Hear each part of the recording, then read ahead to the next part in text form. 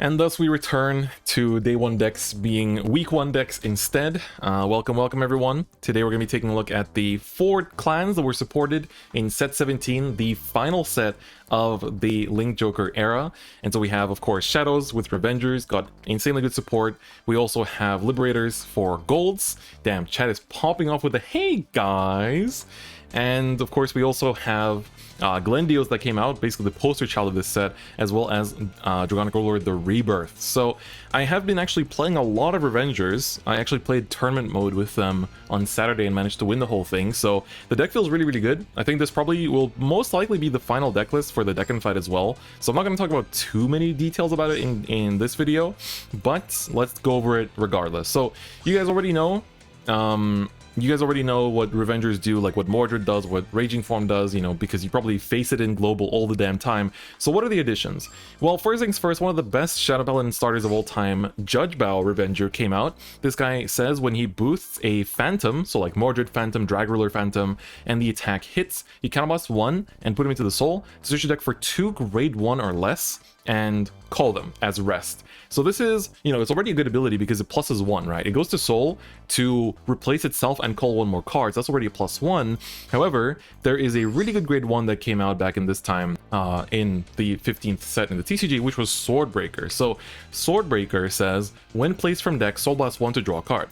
So you basically turn your starter into a +1 on board and a +2 on the feet, another +2 in hand, total +3 for just 1 counterblast, which is really nice. And of course it's an on hit, so in 0 it will always go off. And this is just really good because you just convert the soul that you never use in Revengers into actual cards in hand, which is really nice. So it's a great card. It does not have Revenger in its name, and of course, you know, people might be thinking like, oh, well, then I can't retire it for, you know, my skills. But you only really need that like full board of Revengers for Raging Form. Also, I love that the moment I started recording, the sun just came out all bright. It was just snowing like an hour ago as well. But so it does technically clog up the board as a non-Revenger, but when you're sitting on Drag Ruler Phantom, which only needs to retire 2 things, you don't really mind it. You're fine with having non-Revengers on the board because you don't retire that much with this. So what does Drag Ruler Phantom do? It's a cross-ride with Mordred Phantom, which is really important because, you know, cross-rides actually give a lot of trouble to some of the top decks. Like Chaos, for example, really struggles against cross-ride decks because it can't make good numbers, and there's quite a few other decks in the meta right now that just don't make good enough rearguard columns to get over cross-rides, right? So for that reason, just having a cross-ride in your deck is really good and helps to patch up one of this deck's like kind of weaknesses, I guess, of getting rushed down. When he attacks Vanguard, he also gets +3k, so you're 13k on cross-ride, +3, so you're 16, hitting for magic numbers. And of course, Limit Break is once per turn. If your opponent has 4 or less damage, counterblast 1, retire 2 Revenger rearguards, and then for that turn, this unit gains +10k, and you deal 1 damage to your opponent. So you get to deal 1 damage to the opponent, which is really nice. The nice thing about this is that you basically, if your opponent has double intercept set up and you don't have Blaster Dark Revenger, you swing rearguard into rearguard, swing rearguard into rearguard, and then you swing Vanguards. Normally, you know, you'd just be doing 1 damage, but thanks to this, you're still doing 2 damage in a turn. Therefore, you're still pushing towards that win con faster. And yes, I do have Raging Form as a heal because the general path of this deck is always like ride whichever grade 1, ride whichever grade 2, ride Mordred Phantom, cross Break Ride into Drag Ruler to deal them a damage, and then like push them to 5, and then go into Raging Form to finish them when they're on 5, call down a BDR, kill their intercepts and stuff like that.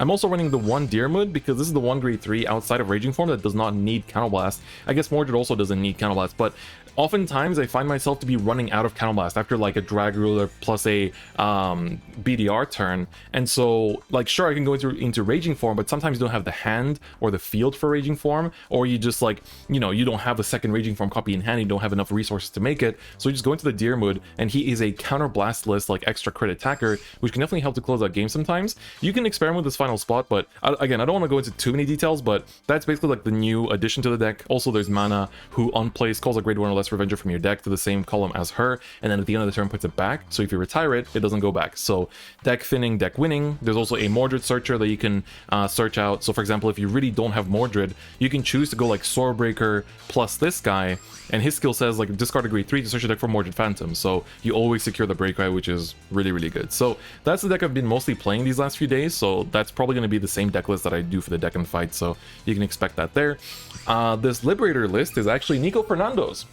So if you don't know who Nico Fernando is, he is a very well-known Gold Paladin player who is basically a Gold Paladin one-trick, but not really a one-trick, honestly, like he's expanded beyond that, but he's very well-known for Gold Paladin, and in the first 24 hours of the new ranked season, he got to Legend 20. This mad lad got to Legend 20 in 24 hours and secured the first spot, Gold Paladin Indonesia. Welcome to the new Vanguard club, by running Fridge. So everyone's favorite Fridge that unlocks, gets power and crit and everything. We thought this card would be a 1 of, turns out it's a 4 of. So good thing that we get it for 1 copy for free from the event that's on right now. We have Zoran in here. When he's called from the deck, you can put him to the soul to look at top 3 and call Liberator. So basically you get to keep digging for Blaster Blade Liberators. On top of that, Star Rain Trumpeter is a great card too. On place, put a Blaster Blade Liberator from your drop zone or soul back to the deck and shuffle to call the top card of your deck to an empty rearguard circle,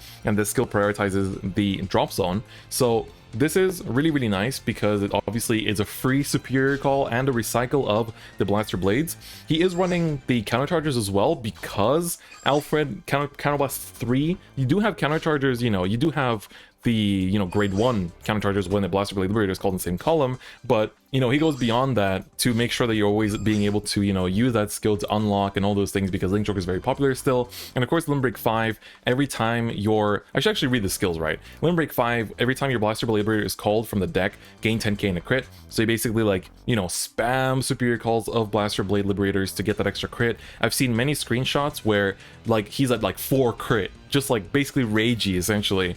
And then his Limb Break is once per turn, Soul Blast 2, Counter Blast 3, and then put all your rear guards and your locked cards to the top of your deck, and then call the top 5 cards of your deck.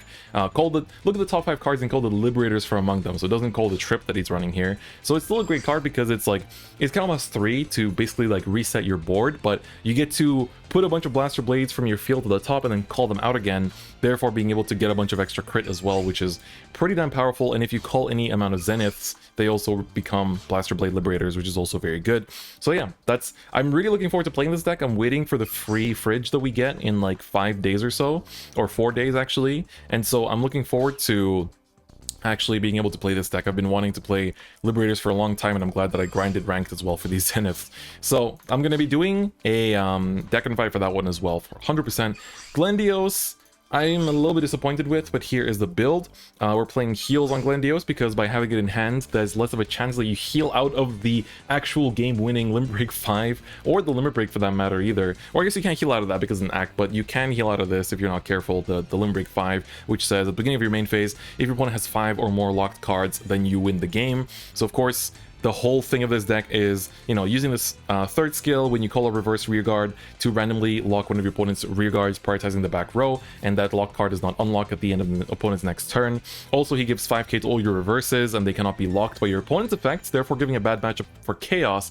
And his Limb Break 4 is once per turn, combats 1, discard a reverse to, at the end of your opponent's next end phase, not allow the locked cards to unlock. So that's Glenndios. Of course, you play a lot of reverse cards to use that third skill. This actually says on rearguard circle in place, if your Vanguard is Glenndios, you can discard a Glenndios from your hand to add a reverse card from your drop zone. So that's a little buff. This is also Vanguard circle skill we don't really care about too much. You have reverse card searchers on hit. You have this, which is on place. If your opponent has a locked card, count as 1. At the beginning of your opponent's next turn, they have to call the top card of their deck as locked. So you get closer to that win con as well, which is pretty nice. We run Colony Maker because we have a lot of good, really, really good grade 1s. Like this gives intercept to your reverse units. This lets you countercharge 1 for each different reverse unit on your board. This lets you counterblast 1 and recover the same amount of reverse units from your drop zone as the different reverse units on your board. So it's really good. And of course, the starter, when you're not grade 3, lets you discard at the beginning of your ride phase, discard a reverse to look at top 5 of your deck to add 1 to hand. So if you added a reverse, it also replaces the trigger back into your deck. It's just a really, really, this build is built for that, Limit Break 5 skill, right? People are saying that the better build for Glenndios is just the, beatdown deck because the reverses cannot be locked by Glenndios' skill. And so, because of that, they also have plus 5k, so they're 16k beaters, and you can give them the intercept skill as well with the Rubidium. So, theoretically, probably the better build is the beatdown one, but this one is more, based around the, the World End playstyle, so that's kind of the direction we're going in.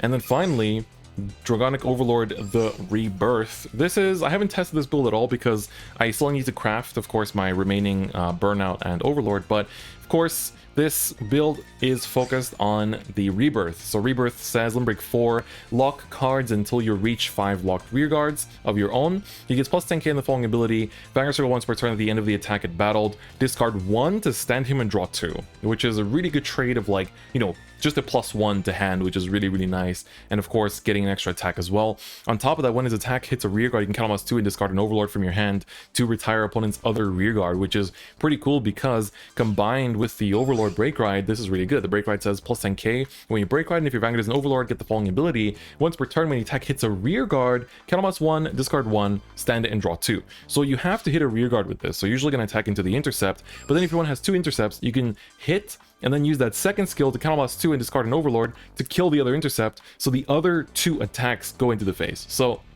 there's also the option, Jack Bongo pointed out, you know, you can, there's people playing this with the Nouvelle engine. This is more of like a just pure Overlord build with like 1 Dauntless, because I don't think it ever hurts to ride Dauntless in any deck. This is also running some crits because with this you don't care about hitting, so you can just, like, you know, run in with the crits and try to finish them early. And then of course we're running 3 of the Break Ride and 1 of the like front row clear old Overlords, simply because they have the same name, so it has to equal to 4. But yeah, this deck is pretty straightforward. Burnout is also another retire card. On plays count +1 and banish an Overlord from your drop zone to retire an opponent's rear guard, so it helps you to kill those intercepts if you don't have Overlords in hand to kill with the actual Rebirth effect. So I think you also have a Searcher here. The grade 1, when placed, discard a grade 3 to search your deck for Dragonic Overlord, so you can actually search out the Break Ride or search out the, you know, this Overlord as well. But yeah, so that's this build as well. I think overall it's pretty damn nice, and you know, it's still running the like bread and butter Kagura cards like Striking and Bellicosity, running like 12k attackers and stuff like that. I'll probably do a Decklist for this deck as well, because I do want to kind of mess around with it. I've been really enjoying Nouvelle last month. I was playing a lot of Kagura last month during the second season of the month, so definitely think I'll be covering that as well. But yeah, so those are the decks for this set. Definitely a very, very fun set, even though a lot of people see, you know, oh, it's like pretty skippable, pretty whatever, it doesn't really matter that much. But I think it's still very fun, and especially if you like, if you want to play Revengers in Legion, then I think a lot of these cards like Mana are going to be pretty important in the future as well. So definitely want to pick those up. And so yeah, those are the day 1 decks for set 17. I'll see you guys again for the first set of Legion next month when we do day 1 decks for set 18. But yeah, that's gonna be it for me today. Of course, we have chat with us today as well, and so if you ever want to tune in for one of the streams and you know, watch this kind of content early before it goes up on YouTube, then feel free to do so, link in description. Anyway though, that's gonna be it for me today. Thank you so much for watching, and I'll see you guys next time. Bye bye.